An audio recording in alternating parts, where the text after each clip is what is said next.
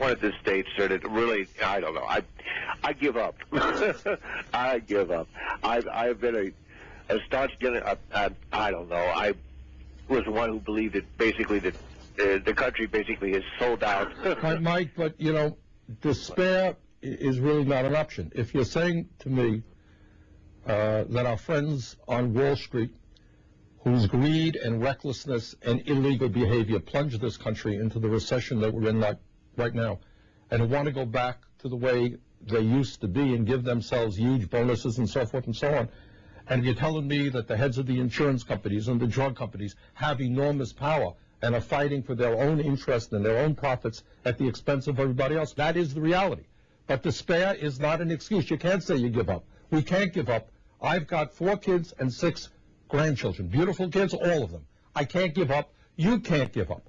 What we have to do, which is tough stuff, is figure out how did we get to where we are right now. Was it a wonderful idea, as Alan Greenspan told us, as President Bush told us, and as some Democrats told us, that we want to deregulate everything? Let Wall Street do whatever they want.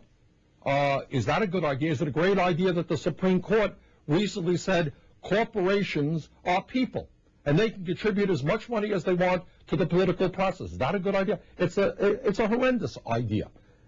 The reality is clear. We don't talk about it terribly much in Congress or on TV.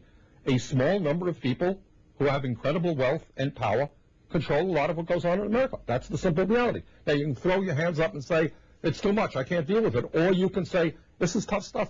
This is tough stuff. And how do we, once again, bring ordinary people into the political process? How do you create a government that works for the middle class rather than the wealthy? It ain't easy, but giving up is not an option.